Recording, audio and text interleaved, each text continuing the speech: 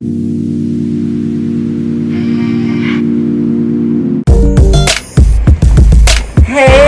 it's Ebony. I'm back with another video. I'm so glad you decided to join me again as part of the Live in Lavishly crew. What it do? I'm so happy to be back with you guys for another video. I hope you all enjoyed my last video, and don't forget to reach out to me on social media and tell me what your majors are and just what are you doing during this whole time where we transition to a new academic year and it's a little weird for everybody. So I just want to know what you guys are up to. Alright, so before we get started, I want you guys to like, to comment, and to subscribe to this channel because this is the place to be. There ain't no more flaking, there's no more breaks. I'm gonna be on and popping like I was before.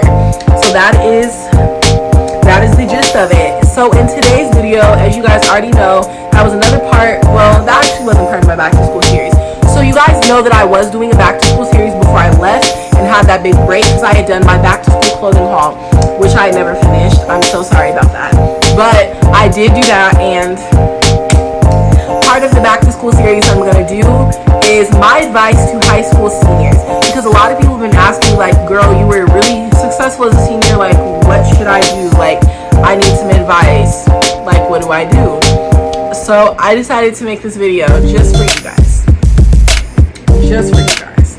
Sorry, there was something on my leg and I was like, but anyways, I make this video for you guys and I hope you benefit from it and I hope you like it because I have so much fun making these videos for you guys. So without any further ado, let's get into the video. Alrighty, hey guys, so let's get into the video. Let's start talking about my advice to high school seniors. How to make your last year and the most important year of your high school career go out with a bang. So the first thing that I have for you guys is apply early to schools and financial aid. I'm going to tell you where I went wrong. So you guys know that I applied to HBCUs and a lot of like prestigious, not Ivy, but prestigious, up there with Ivy universities. I got into Georgetown after the whole interview process and everything. I did end up making it into Georgetown. After like COVID and everything happened, it was back and forth decision with a lot of schools, but the final decision that they had given me, I got the admissions packet, I was accepted to Georgetown. Okay, so I applied to Georgetown, I had applied to Berkeley, I had applied to the University of San Francisco, all that kind of stuff, and then I applied to HBCUs. I applied to Spelman, I applied to Howard, I applied to Fisk, I applied to Xavier, I applied to Clark Atlanta, I applied to quite a few schools, and they were a little different on different spectrums, you know. So I had applied to all those schools, and the one mistake that I made, and I feel like I would have gotten a lot more acceptances in financial aid if I would have applied early. Now, if you know that you wanted to go to a school, like let's say you are just bound on going to the University of California, Santa Barbara, and that is where you want to go, I would apply early action or early decision. Like if you know that's where you want to go, I would apply early action, which I think is the binding one because it locks you in and they're more than likely going to accept you because that's more guaranteed that they're going to get that money from you, because if you get in and if they can financially satisfy you, I'm so sorry, and if they can financially satisfy you, you have to go. That is what early action is. So if that is your first choice school or a school that you know is kind of competitive to get into or any of those things, I would apply early action or early decision. But again, I would just recommend doing that for all schools because not only do you have a better chance of getting in, especially if it's a more selective school, you have a chance at better financial aid. My dream school was Spelman. Anybody who knows me knows that I wanted to get into Spelman. Like y'all even know from watching my channel, if you watch my channel regularly, which you should, then my dream school is Spelman. Like I always wanted to go to Spelman and I got rejected. And I feel like there's some things that I literally could have done differently, like just applying early that could have put me above, because I know that I am a competitive applicant. I'm so sorry. I know that I would have been a competitive applicant at Spelman, which I probably already was. But because I was applying early decision and I was in the pool of just so many applicants and all that kind of stuff that had applied regular decision, that's probably why I ended up getting denied, because I didn't even have the strongest test scores anyways. So it was probably down to like fine hair reasons and fine hair decisions.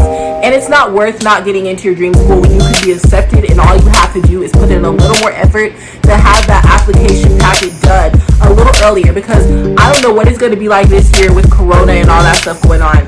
But I know when I was applying schools last year, like early decision was like December, November notifications, like deadlines of like October and September, because the notification was November and December. Like, it was during Christmas break if you found out if you got into that school for their early decision process. I feel like if I would have applied to Spelman early decision, early action, I probably would have got in, because it's just a thing, like, if you apply to schools early action, early decision, you have a better chance of getting in to those schools. So that is my advice to you, is to apply early, and also because you want the most dollar. Like, if you apply earlier, you have better chances of getting bigger scholarships and more financial aid, because as time goes on and you just wait and wait and wait to apply and to complete your FAFSA, you're going to get the leftovers, and you could end up getting little to no financial aid. Like, I got no aid from my specific institution. I got no aid from CART. I had to get it from outside scholarships. I had to get it from Pell Grant, and then just Parent Plus loans and direct unsubsidized and subsidized loans. That is my financial aid for this school year. So next school year, I will be definitely making it my business to start applying the financial aid early and get that dollar. And that is what I'm going to be doing. So that is my first piece of advice to seniors, is just apply early. Try to get the best test scores as possible. Again, I feel like I would have gotten more scholarships and a lot more acceptances to a lot of schools had I gotten the best test scores and made it my business to retest and try to get a better test score. I get it. As a senior, like, you don't want to be dealing with those standardized tests and you don't want to do all that. But especially if you are applying to the more selective schools, and if you are applying to financial aid, which is a lot of us, you're going to want the better test scores, because better test scores mean more money and more acceptances, and that's just better for you as a college student, because you want to have those options and you want to have those resources available to you. So if you do what you're supposed to do and you get the best test scores possible that you can possibly get, it shows colleges that you're trying. It shows financial, like, aid distributors that you are trying. And if you show improvement, it looks better for you, instead of, I just got the score I did, one and done, we're done type thing. Like, you don't want that. So yeah, I would try to get the best test scores as possible, and that's that. Balance your school versus your social life, because your senior year, like, I wish I would have put more emphasis and applied more of an importance to going on the events that the seniors had. I didn't go to senior sunrise, I didn't go to homecoming, I never went to one high school football or basketball game. Like, I did not go to any social events. Do I regret it? I mean, no, because I'm not really a social person like that. Like, those social gatherings don't really do anything for me. It's like prom being canceled wasn't a big deal to me, even though I felt for the rest of my class like it wasn't a personal hurt, it wasn't a personal hindrance, because I didn't even plan on going. Like, I'm not a social person. Social gatherings don't excite me. But if you are a social person and you just like to make memories, I suggest you go. Like, get you a group of friends and just go and make memories, because those memories are going to be with you for the rest of your life, and you're only in high school once, and high school sucks overall, so you might as well enjoy the things that don't really suck about high school. And the social events are totally worth it, and I would go. I would put in that, but you need to balance it versus school and social. You can't just be all social, and you shouldn't be all school either, because it's not healthy. I feel like I would have had a lot better experience in high school, and I wouldn't have had a lot of maybe the mental health issues and just like a lot of the issues that I had in high school had I balanced my school and social life and not made everything about school. Because you are not a test score, you are not a GPA, you are a person, and you deserve to give yourself that well-rounded experience in life. Because in college, it's not going to be all about school. Like, even on quarantine, it's not going to be about all school for me. I'm going to blog, I'm going to do my internship, I'm going to YouTube, I'm going to do the things that make me happy and have the social life that Corona permits us to have. But when we go to campus, whenever that is, like, yeah, I'm going to live my life. I'm going to do amazing in school, yes, because that is why we are there. But you also have to understand that life is not just about one thing. It's about finding that balance. That is what the best people in life and the most successful people do. They find a balance in life. And even if social life for you isn't going to homecoming or it's not going to prom, find a hobby, join a club, be part of an extracurricular, get around people, and do that kind of stuff. So that's also my advice to you. Be impressive. So it's not saying like try to be a teacher's pet or try to be a kiss up to everybody, because that's really not going to get you anywhere. You're just being just that, a teacher's pet or a kiss up. But I'm saying be impressive. Like, go above and beyond to do what is going to set you apart from other applicants. If everybody else is taking general ed courses, Take those AP and honors classes and show the college that you have the stamina to withstand. Because the college doesn't want students that are going to do good their freshman and sophomore year and then slack off their junior and senior year. You know, so if you've had that good stamina throughout high school, keep it. And if you haven't had such a good stamina, show them your senior year that you are truly ready to handle college academics, and show them that you can do this. So take all the AP classes and honors courses that you can, but again, make sure that you are finding that balance and you're not overdoing yourself. Do what you can for yourself. You know your limits, but for me, like, I could take all the AP and honors classes that I did, so I did. Participate in things that are meaningful to you. Like, just build an impressive resume. Like, when you're telling people your story and you're reading it or you're listening to it, you should be like, wow, like, that's one heck of a person. Like, she has a personality, she's academically accomplished, she's socially accomplished, she's socially well-rounded, she has a resume, she's involved in her community. Like, that's the kind of person I am. Not to toot my own horn, but when I read my resume or I talk about my life story or I talk about who I am as a person, I'm honestly impressed. And you should be. And you should have the right to say that I'm honestly impressed with myself. And doing that is not going to be one thing or another, but just make sure that when you are reading over your application, you know that the person that you are presenting to whatever school it is the best version of you that you can be. I guess that's the point that I'm trying to make. Be impressive as you, not as somebody else, but as you. Be the best version of yourself that you possibly can be. And you're going to open so many doors for yourself that way. My next piece of advice to you is get your name out there.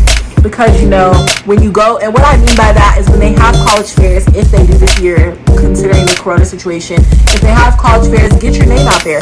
Talk to the reps and be like, hi, I'm Ebony. I want to study in political sciences and minor in African American women's studies. You know, I was captain of my debate team and I participated in choir. I was also a part of National Honor Society. I love school. I did very good in school. My favorite subject is English.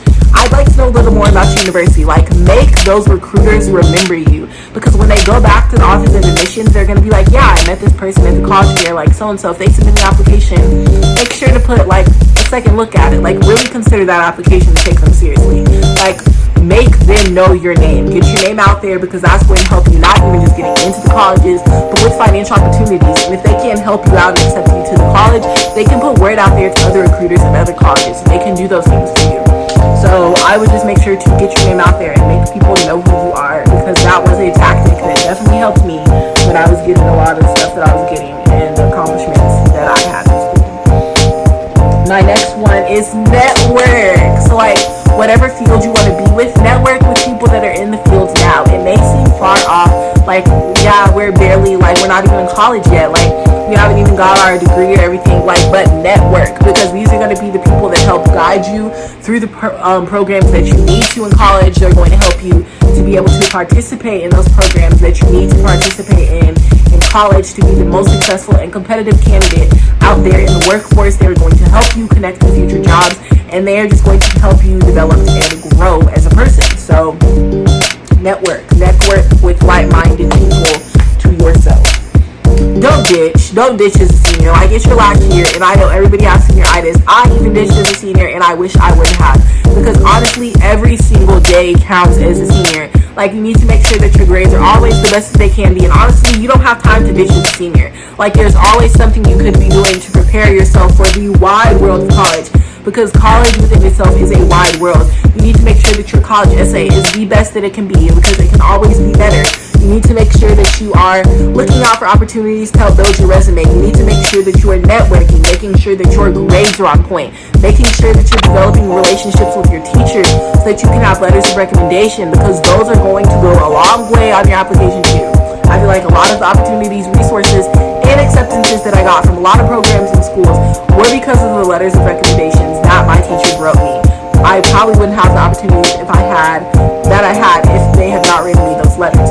So you have so much to be doing as a senior, is my point, that you don't have time to be ditching. Because I promise you, whatever you're doing to ditch, whether it's go to a boy's house or go hang out with your girlfriend, or, you know, go smoke or go party or go do just stupid stuff, go to the mall, all that kind of stuff, like, it's not worth it. It's not going to get you anywhere. It doesn't count for anything. Like, it's not helping you get that diploma, not helping you get that scholarship, not helping you get that acceptance, and it's always just counterintuitive to the purpose of why we go to school anyways. Like, there's weekends, Fridays, nights, after school, even for a reason.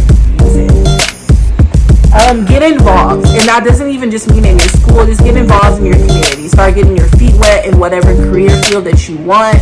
Be involved in school. Whatever to get involved means for you and what is most practical for you, just get involved. Set goals. Set goals for yourself so that you know that what you want to do for the future. And I'm not saying you need to know, I want to be a gynecologist at this place, at this hospital, in this state, and I want blah, blah, blah. Like, you don't have to know all of that, but have a goal for yourself. Have something that you know generally that you want to do with your life. Like, my goal was I wanted to be successful. Like, I remember as a sophomore, I reevaluated my whole life, and I remember my goal was I just want to be successful. So down the road, my junior and senior year, I started narrowing down and creating a game plan and a setup of what it was going to mean to be successful.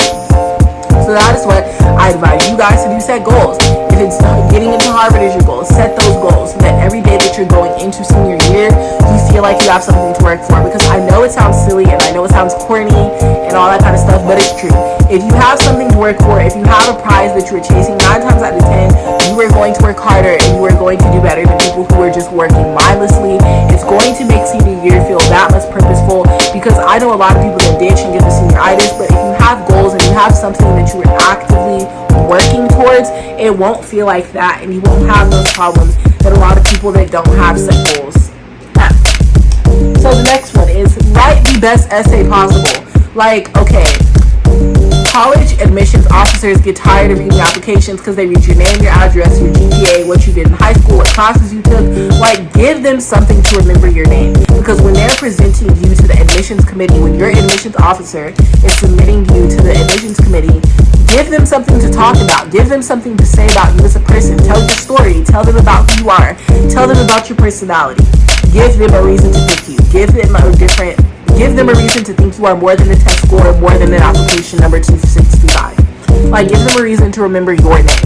And that is going to be through your essay. Your teachers can do their part and write your praises in your letters of recommendation, but you have to also sing your praises and talk about you as a person in your essay. And I feel like, again, that is the reason why I got into some of the schools that I did and had the opportunities and the financial assistance from institutions that I did. Tell your story, have the best essay possible.